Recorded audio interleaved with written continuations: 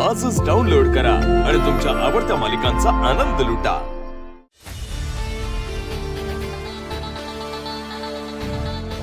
नमस्कार। नमस्कार। मी कौशिकी खांडेकर। अहो तुम्हाला कोण ओळखत नाही मॅडम, तुम्हाला टीव्हीत बघतो ना आम्ही। ऑफकोर्स मी एक फॉर्मल इंट्रोडक्शन करून देते। हे माझे मोठे काका दयानंद खांडेकर। नमस्कार। नमस्कार। आणि ह्या माझ्या मोठ्या काकू पद्मिनी खांडेकर। आणि हा त्यांचा सुपुत्र आणि माझा लहान भाऊ युवराज। हे माझे लहान काका मकरंद काका आणि त्या छोट्या काकू चेतना खांडेकर। मकरंद काका आणि चेतना काकीला एक मुलगी आहे, तिचं नाव आहे ईशा, पण ती आता जरा बाहेर गेली आहे। मी माझी आणि माझ्या कुटुंबाची ओळख करून देतो। नमस्कार, मी माधव बेलसरे। ही माझी बायको रेखा। नमस्कार। ही माझी मुलगी निशिता।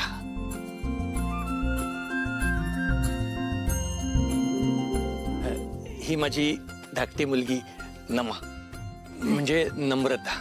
ही माझी बहीण मालती आणि पलीकडे बसली आहे ती माझी भाची काव्या। आजी आणि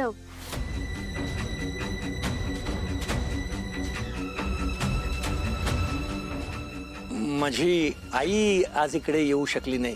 म्हणजे वयामुळे तिला आता अशी धावपळ झेपत नाही। नाही नाही, काहीच हरकत नाही। मला असं वाटतं की तुम्हाला जर का युवराजला काही प्रश्न विचारायचे असतील तर तुम्ही विचारू शकता प्लीज।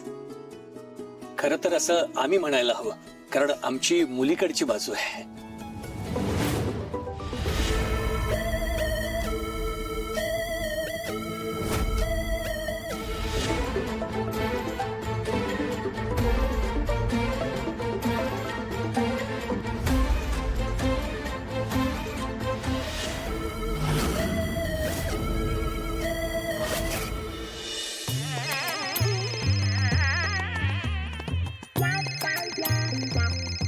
कोणाचं वाजतो?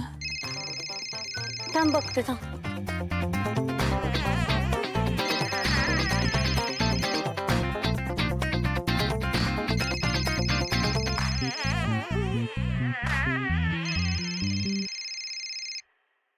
सुमी, अगं बाबा फोन घरीच विसरून गेलेत। अरे देवा, म्हातारी मी झाले आणि तुझा बाप सगळ्या गोष्टी विसरतो। उचल कोणाचा आहे? हॅलो, हा सुनील काका, मी तारिणी बोलतीये। अहो नाही, ते फोन घरी विसरून गेलेत आणि बाहेर गेलेत। काही काम होतं का?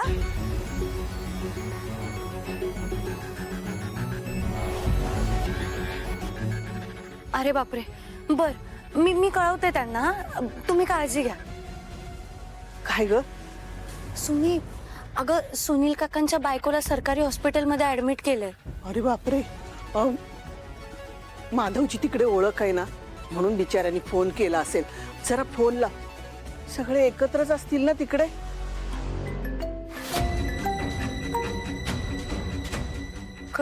कट करतीये ग न, मला करते थांब। कर कर।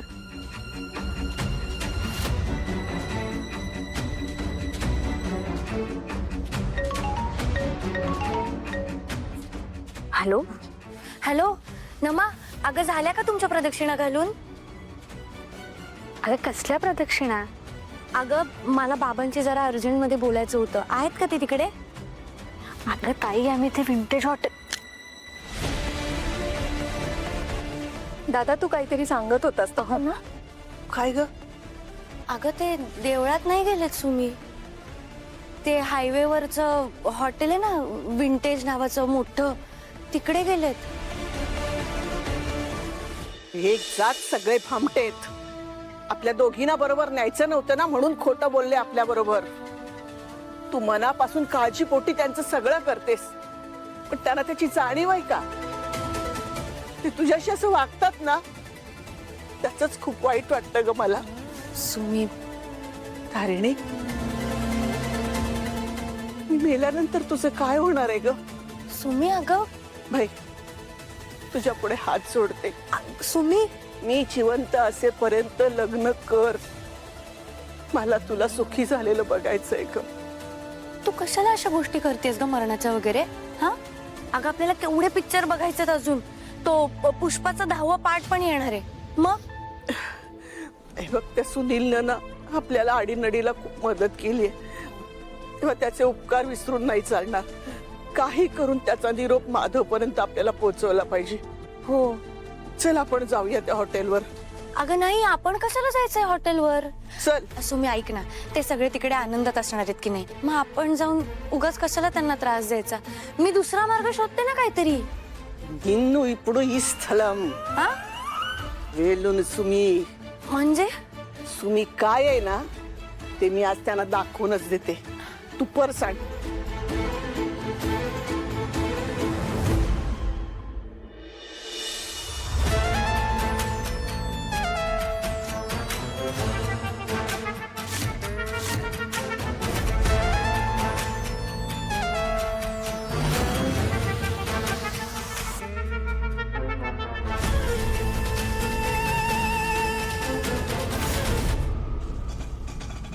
हाय रिक्षा, तिकडे तिकडे इकडे आम जरा ये. चल बस. अगं बस ग तू, बस बस. त्याला सांग पत्ता. हा दादा, सरळ सरळ जाऊ दे.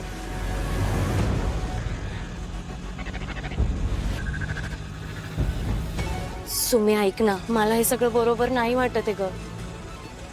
ऐक ना, आपण घरी जाऊयात ना. चल. हे बघ, एकदा सुमी घराच्या बाहेर पडली ना की ती परत घरी जाणार नाही. त्याला रस्ता सांग. सांगते दादा. हा पूर्ण उजवीकडे घ्यायचंय. हा चला चला.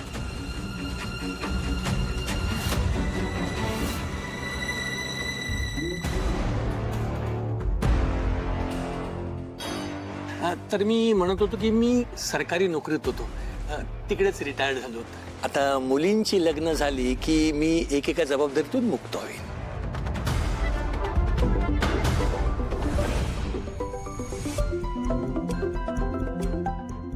ऍक्च्युली मला हा कॉल रिसीव्ह करावा लागेल.